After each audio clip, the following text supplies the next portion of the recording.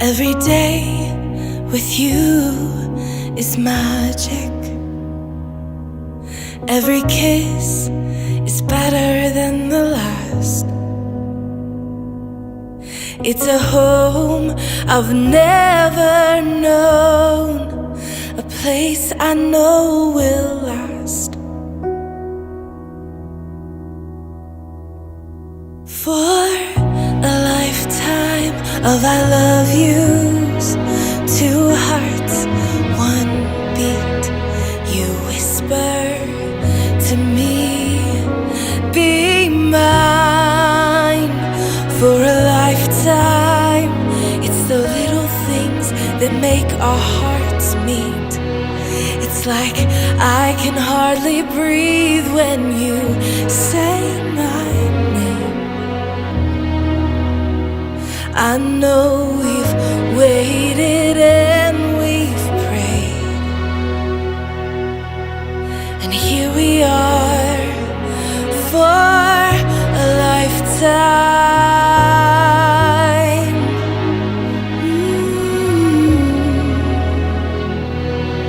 For a lifetime. Every day I swear I need you. With each glance, I love you more and more. Our walls came crumbling down. Now hand in hand we soar. For a lifetime of I love yous, two hearts, one beat. You whisper to me, be mine. For a lifetime, it's the little things that make our hearts meet. It's like I can hardly breathe when you say my name. I know we've waited and we've prayed, and here we are for a lifetime. Oh, forever and ever, for a lifetime. Forever, forever. My soul found you and fell in love. Now I can't get you out of my mind. Your tears, your touch, your lips, your love, your laugh, your songs, your stories. Your heart, your arms, your lips, your laugh, your love, your songs, your stories. Our tears, our prayers, our laugh, our love, our smiles, our songs, our stories. They're ours. For a lifetime, I'll love you, two hearts, one beat. you whisper to me, be mine. For a lifetime, it's the little things that make our hearts meet. it's like I can hardly breathe when you say my name. I know we've waited and we've prayed. Oh darling, Say my name. I know we've waited and we've prayed, and here we are for a lifetime. Wambaye hafi kankunda kamurukundo kambera umujyanama wanjye. Twaciye muri byinshi waranyihanganye bishoboka uburyo nta kindi nifuza uretse kuzamambira impeta none n'umunsi urageze kwambisha imbere y'abaturanyi, inshuti, abavandimwe, ababyeyi ndetse n'abavandimwe bose muri rusange. Nabyifuje imyaka myinshi cyane, ariko urabizi ubuzima bugenda bwongora tubona twese nawe, ariko kubera Imana avuga ngo byange bikunde nzakwambika impeta. Ni iby'agaciro kuri njye kuba nyikwambisa ari abantu benshi, kuko nibyo nifuzaga.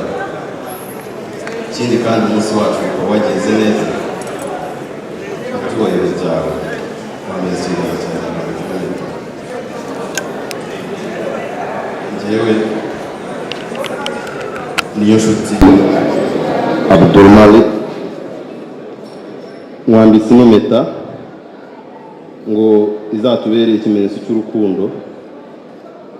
Mu gihe ucyambaye ino mpeta nkifite ubuzima, ntuzigera ubona amarira ku maso yawe, ntuzigera ubabara, ntuzigera ushidikanyaho kugeza upfuye. Iyi mpeta nkwambitse rero ni intsinzi kuri njyewe. Ubu ngubu ubaye umugore wanjye imbere y'Imana, ababyeyi ndetse n'abantu, n'imbere y'igihugu.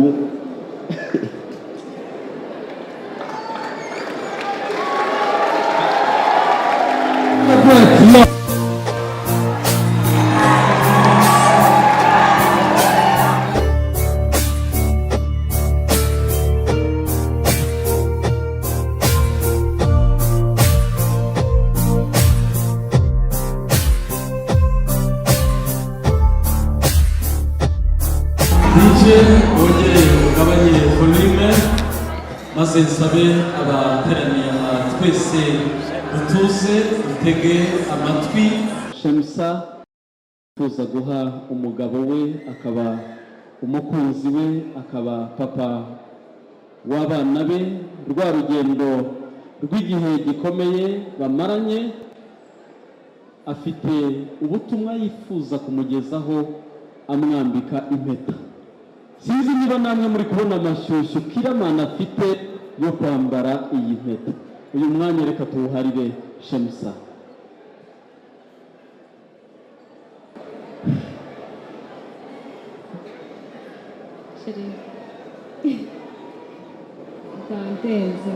Dandenze rero nambye ndabanza mushimire bw'iki gikorwa, ndabanza mushimire ku bw'iki gikorwa wanekeje. Urakoze cyane, gusa nabirenze navuga nuko nzi ko uri umugisha kuri njyewe, uri umugisha kuri njyewe, ibyo byonyine birahagije.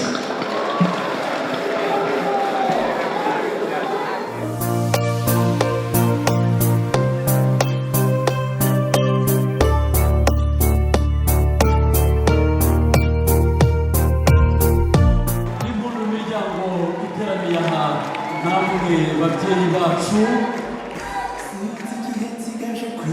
amashyi yanjye ari hehe miryango iteraniye aha?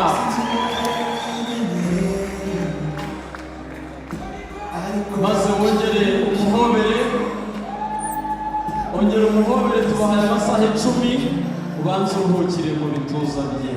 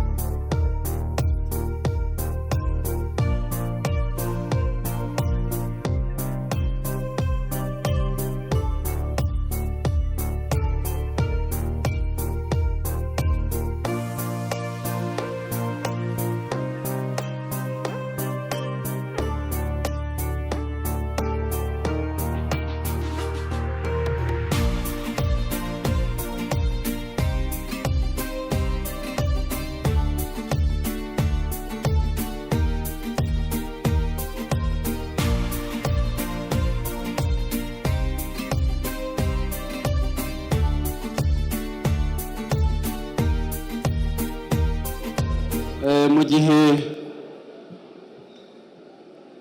ndasaba abantu bateraniye aha twese dutuze kugira ngo tubashe kumvikana kuko mbonye itangazo rikomeye ubwo Shemusa yatambukaga hano imbere. Hari itangazo mbonye kandi bigaragara ko riri ku rupapuro rw'umuhondo, ariyo mpamvu ngiye kubanza kuri bagezaho kugira ngo dukomeze n'izindi gahunda. Itangazo rya mbere riragira riti: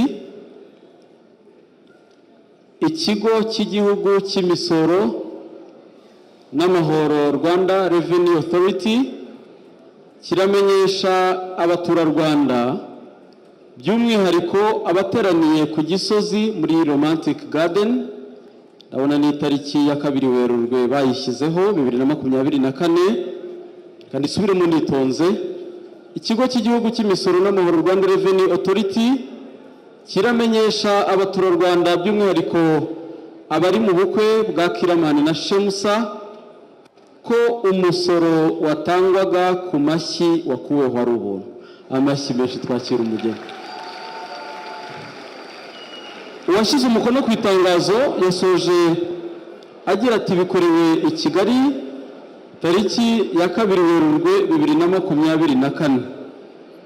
Udakoma ayo mashyi yo kwakira umugeni mwiza bamufate nk'umuvumba. Murakoze cyane. Amashyi menshi twakire Shemusa. Abo twateguye turi kumwe naryo ngiye kuri bagezaho muri ubu buryo. Turabasuhuje kandi tubifurije ibihe byiza mwese mukurikiye gahunda za TV Rwanda, mwese mukurikiye RBA ku isi hose. Tubaha ikaze muri uyu mwanya w'amakuru. Shabageza amakuru yacu tujye kugezwa n'umunyamakuru wamaze kugera. Mwahomeye amashyi nkakomeza imiryango iteraniye. Ni umugoroba udasanzwe, ni umugoroba w'ibyishimo, aho imiryango yombi iteraniye ku Gisozi muri Romantike. Umunyamakuru wacu ahagera yasanze umwe mu basaza babutashye agira ati: "Ni kuko Killaman aje umuryango wacu." Navuga yuko imyaka yose muri buri mugoroba iyi tariki nk'ababyeyi twari tuyitegereje. Ntabwo ari uyu musaza gusa wavuze iri jambo muri ubu bukwe, cyane ko bamwe mu bahanzi bo mu Rwanda barimo n'abanyamakuru batangaje ubu bukwe. Umwe mu banyamakuru akaba yaragize ati: "It is 2.3 Kiss FM, Kigali's number one hit music station. Of course, this is Austin live in Kigali. This coming weekend, Austin azaba hari nawe. This coming weekend nzajya mu bukwe bwa Killaman. Mujya muvuga ngo bahanzi ngo tujya kujya mu bukwe.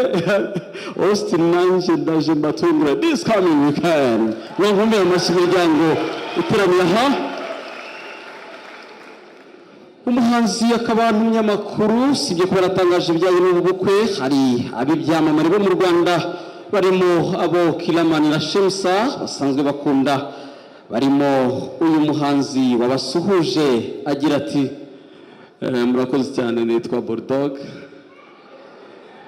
Nakabaye ndi guhogoza ariko ijwi ryagiye, ariko ndagira ngo mbabwire ko Killaman kuva kera ari umukoboyi kandi azakomeza ari umukoboyi, sibyo?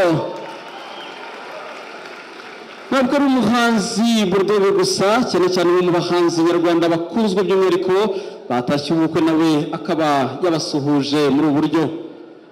Thank you so much. Nitwa Medi. Last time abantu bategereje Medi mu bukwe bwa Ben bagabaye adahari, ariko for this time I'm here to support my brother Yannick. I want to say this celebration is very unique, and he has also got nabako afite umugeni mwiza. Tumuririmbire my vow. Tumuririmbire slowly. Tuanziwe. Ndashaka kumwita mimi. See you. Because this day is very special. Kandi amateka y'igihe bamaranye mu rukundo Let's celebrate love. Tubakomera amashyi for this celebration of love. Ntabwo ari umuhanzi Meddy gusa cyane cyane umwe mu bahanzi batashye ubukwe. Zimwe mu ndirimbo ze zirimo iyi, akaba yayiririmbiye abatashye ubu bukwe agira ati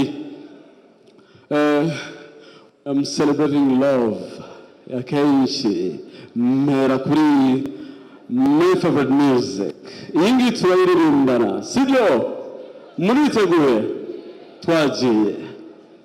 Uwe nkunda ni wowe, uwe bifuza ni wowe, nutamara ko wowe. Tugasubiremo. One more time. Nutamara ko wowe. Mwikomera amashyi. Hari indi igira iti mbyutse nakubona esuru anabamba you one day baby. Love is my medicine. Tugasubiramo. Mbyutse nakubona esuru anabamba you one day baby. Love is my medicine. Mwikomera amashyi. One more song ya nyuma. Uko kibazi cyangu cy'umutima uhura. Mwikomera amashyi menshi cyane. Akoze cyane. Nk'umubyeyi w'imfura yanjye niyo nshuti ya Killaman, ndanezerewe cyane.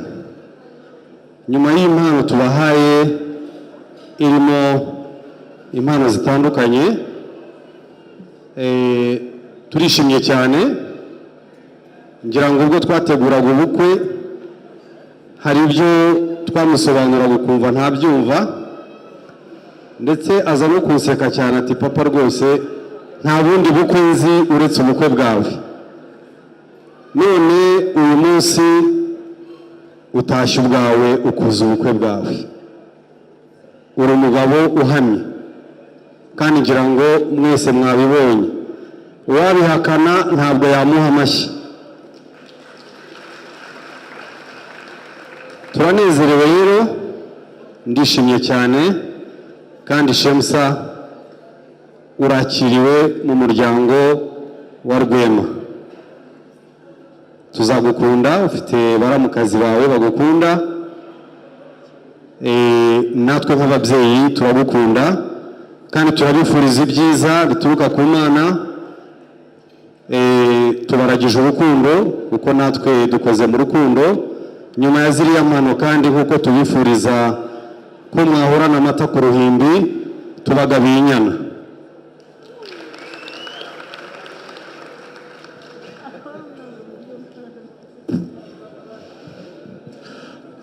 Barakoze cyane.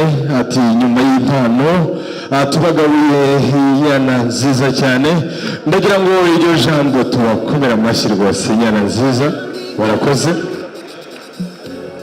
Hanyuma rero ya papa wa Killaman, mama nawe, mama wa Killaman hari impano yamuteguriye, ariko kubera ko atari hafi aha hari ubutumwa yohereje nanone nyina wabo, araje nawe yawutugezeho.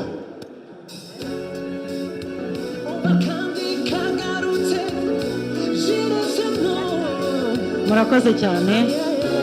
Natwe duhagaze nk'umuryango Killaman ari we Yannick, ariko tukaba njyewe ndi nyina wa Yannick, mama akaba ari mukuru wanjye, nkaba muhagarariye hano uno munsi kubera adahari, ari hanze. Ubwo rero yadutumye Killaman, Yannick wacu ataragukunda, takwifurije urugo rwiza nk'umuhungu we w'imfura. Ati kandi turakwakira mukazana, nawe nikaze mu rugo. Ati kandi aragukunda cyane. Ati akwifurije imigisha yose ya kibyeyi, nubwo ari kure ariko mwari muri kumwe. Ati numbona wumve ko ari we. Ati rwose uzubake, Imana izakubakire, uzahirwe ndetse n'umukazana. Ati karibu kandi ugubwe neza. Ati arabakunda cyane kandi nanone ati nimuzagire ikibazo, umuryango urahari, Imana ibahe umugisha. Ati rero tukaba uyu ni umutware wanjye, muri ubwo buryo tukwifurije urugo rwiza natwe nk'umuryango. Imana iguhe umugisha. Urabakunda.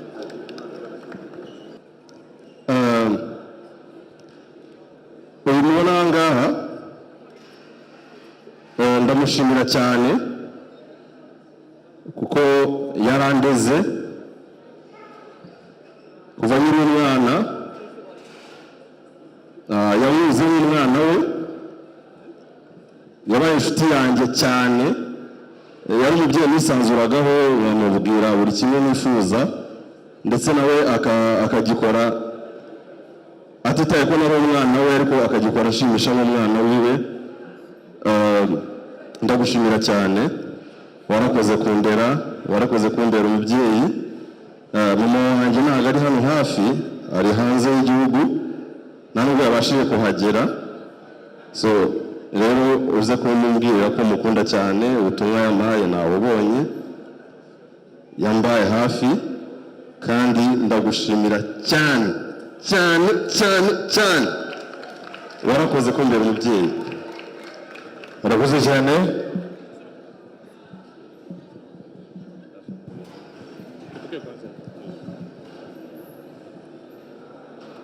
Hakurikireho impano y'abakinnyi b'urunana. Okay, nitaongea mkiswahili samahani. Siseme mingi ila nampongeza, nawapongeza wote na nawapatia nawaombea baraka katika nyumba yao, wazae, walee na wakulishe watoto wao salama. Kwa vyovyote napoongea namshukuru Mungu kwa kisa naposhukuru. Sina mengi ya kuongea zaidi hapo. Asante. Abakinnyi b'urunana turabajiriye.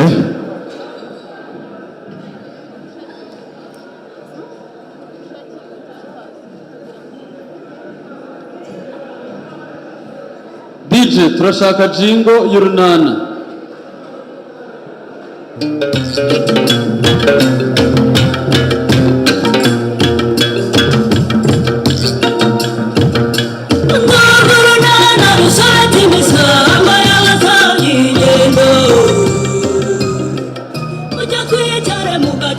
Bitewe nuko ari abakina ikinamico kuri radiyo, ngewe hafi ya bose ndabaza, ariko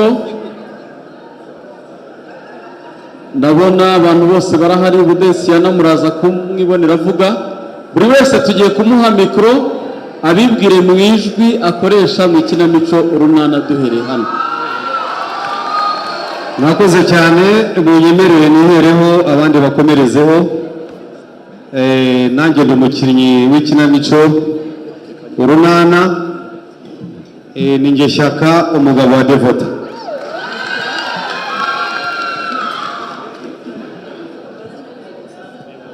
Muraho neza, twishimiye umunsi w'umwana wacu Killaman. Nkaba ndi umukinnyi w'urunana, amazina yanjye nitwa Uwimana Consolata, Inyarurembo ndi Nyiramariza muka Stefano. Muraho neza, nanjye nishimiye ubukwe bw'abana bacu. Nanjye mu runana nyina nitwa Rangwida, nyina wa Nyesi na Shyaka. Muraho neza, twaje kwifatanya mu bukwe bw'umuvandimwe bw'umwana wacu Killaman. Turishimye cyane kandi namwe mwakoze kubana natwe. Nyina nitwa Budensiyana, umukobwa wa Tadeyi.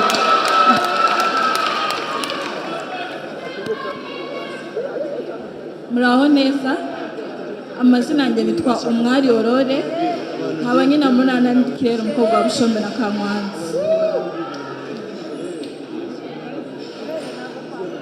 Muraho neza, nitwa mushiki wabo Laila, murunana nyina nitwa Lopez.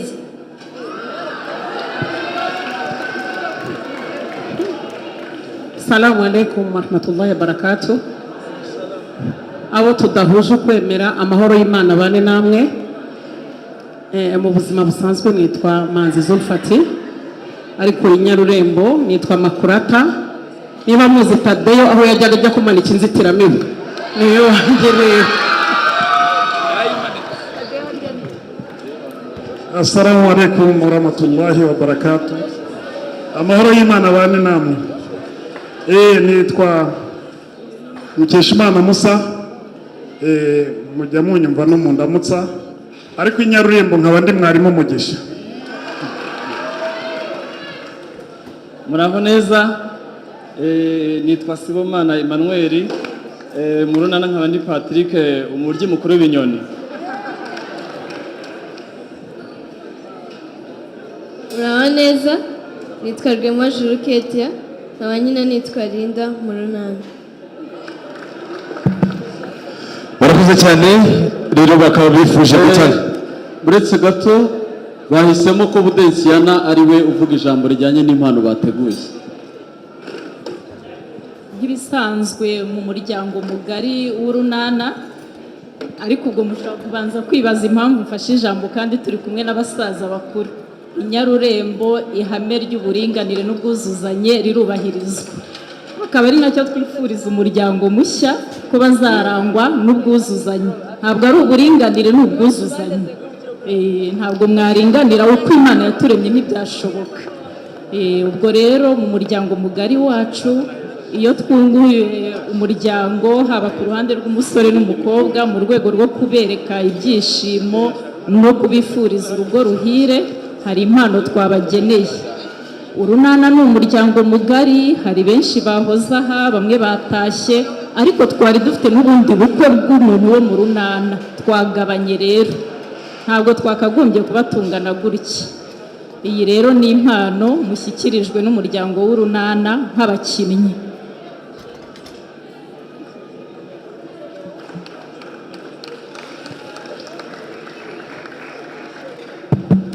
Murakoze.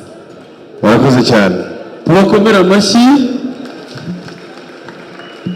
Basuhuza, turabakunda kandi turi itsinda rya My Heart. Kubera ko uyu munsi ni ibyishimo bikomeye cyane kuri twebwe, kubera ko tuvuga ngo bosi wacu nawe yagiye mu ruhango rw'imiryango.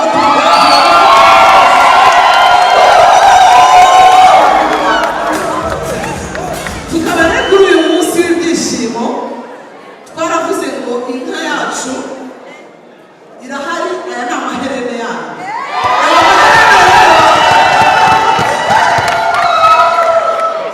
Aya maherene rero niyo mushaka kugira ngo mutubikire, iyo ngiyo urwuru uraruzi kandi niyo mpamvu rero twishimye kuri uyu munsi. Nimwakira impano tubahaye kandi turabakunda, tuzakomeza tubakunde. Nimwinjire mu muryango, ni karibu, Imana ibahe.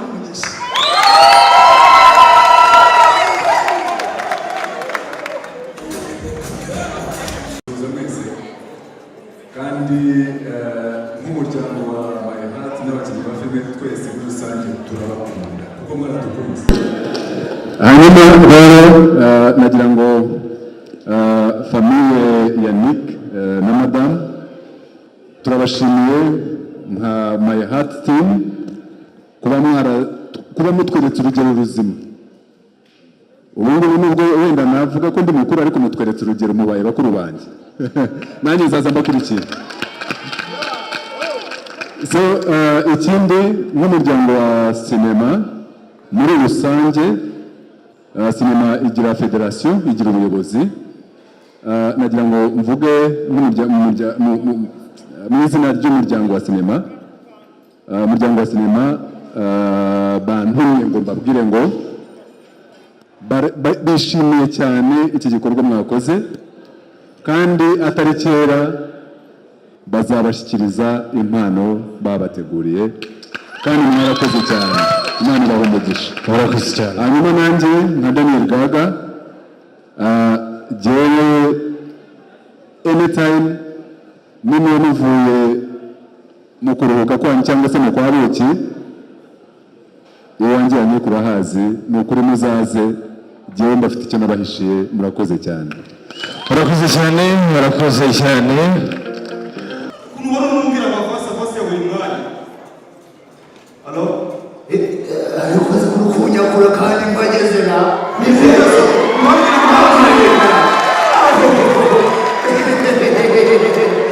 Niyo mwanya tabasi ugomba kugira hano. Patro. Unyakure na. Bageze hano bategereje ko bafotora. Kandi rero kumeza nk'uko. Urafotoresha amaso yawe se? Ubundi mumbwira ngo ubundi urafotoresha iki? Icyo ndabafotoza reka nta nubwo bibaga bikenewe ngo abantu ngo bafotorwe mu bukwe. Mbese niba wari uzi ko ntabwo bidakenewe wanyatse amafaranga y'iki? Twakwatse amafaranga y'amafoto none nyine ubwo uri kumva data namubwiye ngo aje gushaka ibikoresho nanjye ndategereza ndaheba kugeza na n'izi saha naho nari namubona. Ibyawe na so bihuriye n'ubukwe njye na patanye. Okay, iby'amafoto ubundi tubyihorere ntabwo bikenewe cyane, ahubwo nta kandi kazi ko mu bukwe banyihera. Nese uri umushoboye kahe kazi? Nzi mu bukwe se babaga bashaka nk'abahanzi bararirimba. Unaniwe gufotora urashaka kuba umuhanzi? Aririmba. Ngaririmba twumve ko ushoboye. Rega nuko buriya muri kamera babaga bangabanyije nkaba mutoya. Buriya ni njyewe kama. Nguri waki? Ni njyewe oya, ni njyewe wakijewujewu. None ibyo nibyo abantu bari mu bukwe bagiye kumva. Ganza ngushiremo agapera wumva. Hinana kaze waje tugakinira by'abana kweto fashana nje ndi umwana w'inyanga ndi manyanga. Ibyo bintu nibigiye kuririmbira abantu bakoze ubukwe bakishima bagataha bishimye n'abashyitsi babo. Okay, ngo ibyo kuririmba biranze nta kandi kazi ko mu bukwe wama. Mbabarira umbwire nicyo ushoboye kubera ko amasaha yangendanye. Nicyo ushoboye? Hari iki? Ndabona wowe nari nateguye n'undi muntu wo kuvugira inka ntabwo muhari. Okay, icyo kuvugira inka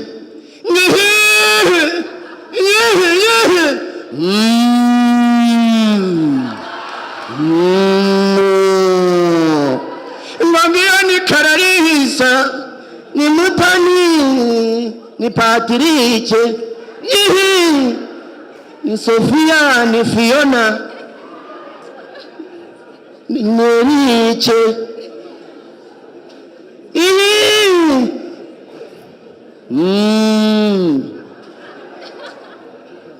Sofia na Fiona imbere y'abantu bakoze ubukwe, imbere y'abantu bakeneye kwishima, ngo Sofia na Fiona.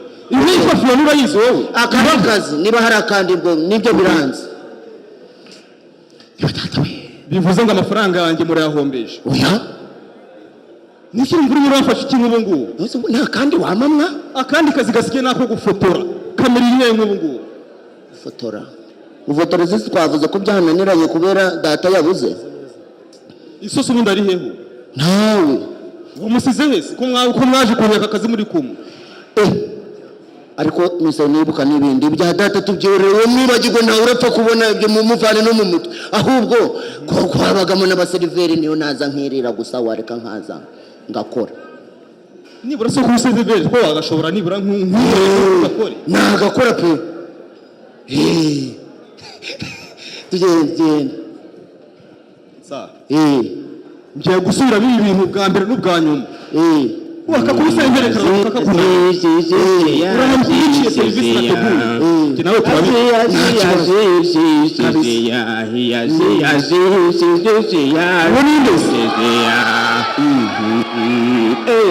yewe murambabarira nabacepeje. Bumfashije. Fasha iki tawe cyese murana nawe. Bukuye he? Data urambabarira. Ubwo agize si ibyo gufotora. Gifunguka gagite. Iyo narindi cyari kiri gufunguka. Kana icyo mba warundebera amafaranga yanjye nabahaye. Papa aragufotora. Nisubuni bwo bushitsi nja kwigiramo gufoto. Nyine twereke ufotora gute? Ganda. Ariko mufotora ifoto imwe. Mfunguri. Nje sinzi ko babifunguraga. Kanjera. Kwanza kora sample. Fotora ifoto nimbona ari nziza ndakureka mukora akazi nta kibazo. Ndanya. Ibe datawe. Kubye kunsozo. Ahuname rero hijya nkwereke. Uname gutese. Uname mwasha nariye. Uname ndeba hese. Birahijya hasi. Neza neza. Ibi bigume byawe. Ibi nibyo bibaga bikenewe muri kane. Kanje ayaya. Nta kuntu byaboneka makotsi wenda gace. Ngo gace akotsi. Akotsi se kava ngende imodoka. Chungaho. Nta majeri baguhaye hano. Nta mateke wariye. Wasoje ngiye mpaguruka ngende. Umva papa ibyo ari kukubwira neza. Haramutse haturutse mu nkakotsi kari gucunga. Akotsi se kava ngende imodoka. Yaje ifoto. Nishapema. Shaka ibintu turitse. Ibikiza nyo biturutse he? Biturutse he? Unama ibi. Shamwana shaka ibintu uraturika. Sinzi ngo tuhure vuba. Gira shani bwo setting iremera. Yasoje neguke. Pa. Haguruka. Bigenze gute? Haguruka. Pereza n'ibyo byuma. Pereza n'ibyo byuma. Itahira ndabyikorera igendere. Ntahe guco nta n'ibyo mbonye. Taha. Ubu niko twavuganye ko amafaranga ari nje uraje kugazana. Wagiye kugazana gute? Ziba. We nyivangira mu kazi. Aje kugana we. Are. Yego ye. Imana mwana. Jewe navuganye nawe. Yego. Nambwira ati nzaze.